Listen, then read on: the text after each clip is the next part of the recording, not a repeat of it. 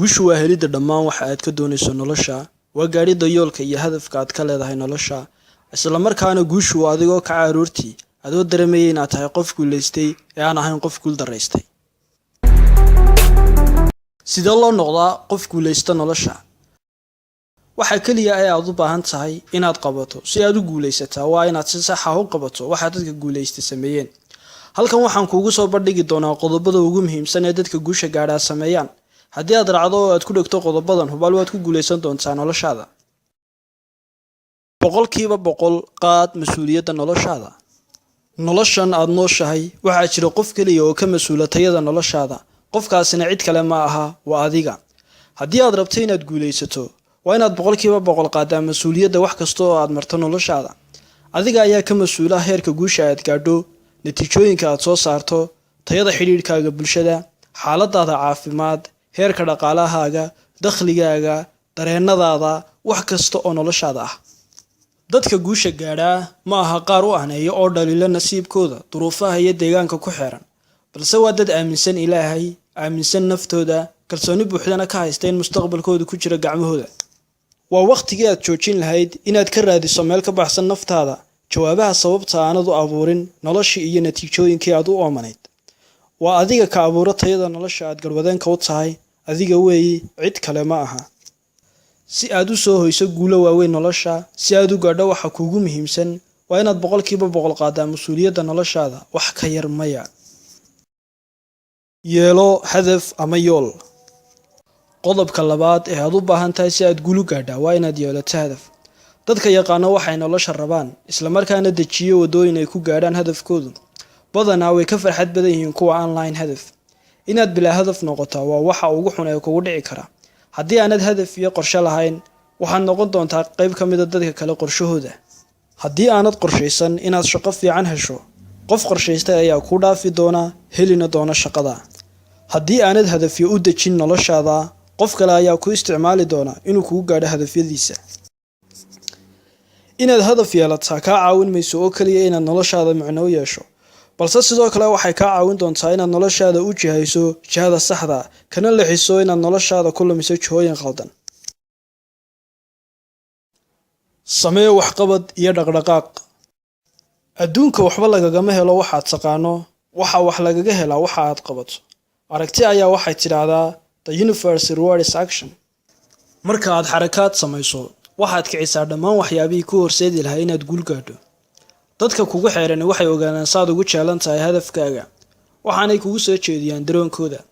Dadka aad isku yoolka tihiin waxay bilaabaan inay kugu soo xirmaan. Waxaad bilowdaa inaad wax ka barato khibradaada, waxyaalahaasi oo aan laga baran karin dad aad dhegaysato iyo buug aad akhrido toona. Adiga oo la kaashanaya khibradaada, waxaad barataa sida saxda ah uguna dhaqsaha badan ee wax loo qabto. Waxyaabihii kugu muuqanayay adayga, kakanaanta iyo jahwareerku waxay noqdaan wax aad u fudud oo waadax ah. Waxa aad bilowdaa inaad soo jiidato dadku taageera, isla marhaantaana ku dhiirigeliya marka aad bilowdo waxqabad iyo dhaqdhaqaaq. Xarakaadka iyo ficilku waa waxa kala saara guuleystayaasha iyo ma-guuleystayaasha. Si aad u guuleysato, qaba waxa dadka guuleystaa sameeyaan, taasoo ah inaad noqoto qof si aad ah ugu jajaban samaynta waxqabad iyo dhaqdhaqaaq si aad u gaadho natiijooyinka aad rabto. Ha ka cabsan guuldarrada. Mid ka mid ah waxyaabaha ugu badan ee dadka ka hor istaaga inay guul ka gaadhaan noloshu waa ka cabsashada guuldarrada. Haddii aad u jeclan tahay inaad guul gaadho, waa inaad barataa sida loola tacaalo ka cabsashada guuldarrada. Si aad guul u gaadho, waa inaad ku dhacdo oo aad u bareedhaa guuldarrada. Guuldarradu waa dariiqa lagu gaadho guusha. Dhammaan dadka ku guuleysta noloshu waxay aaminsan yihiin in guuldarradu tahay jawaab celin, taasoo ku tilmaamaysa waxa saxda ah ee ay tahay inaad qabato. U tixgeli in cabsashadu tahay dareen kaliya, dhaawac kuma gaarsiin karto, balse waxay ka hor istaagi kartaa inaad gaadho hadafkaaga. Qof aan weligii guul daraysan, weligii waxba ma samayn.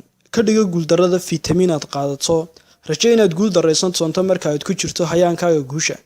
Dadka guusha gaadha ma quustaan, balse dadka hore u rajo dhiga weligood guul ma gaadhaan. Ugu dambeyn, ha ka cabsan guuldarrada. Guuldarradu waxay ku bartaa guusha. Haddii aad rabto inaad guul gaadho, waa inaad barataa sida loola tacaalo diidmada. Diidmadu waa wax dabiici ah oo ka mid ah nolosha. Waxaad diidmo kala kulmi kartaa qoyskaaga, saaxiibada, qofka aad u shaqaysa iyo dhammaan dadkaba.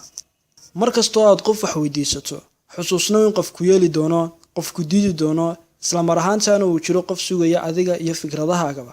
sidaa daraaddeed waa inaad wadaa waxweydiinta ilaa inta qof kaa yeelayo, sababtoo ah waxaa jiro qofku aqbali doona. baro sida loo adkaysto.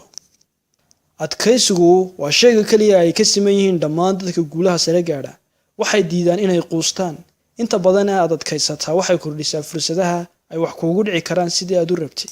dadka nolosha ku guul daraystaa ma aha dadka aan haysan amase lahayn wixii u saamixi lahaa inay gaadhaan ujeedkooda, balse waa dadka hore u quustaa.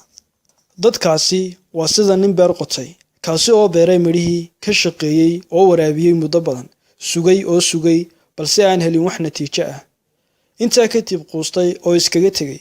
saacada kadibna beertii ay soo baxday, laakiin nasiib darro may helin qof daryeela, waanay baabaaday. weligaa ha quusan, ogowna inaad adkaysigu yahay furaha oo lagu helo waxa aad doonayso.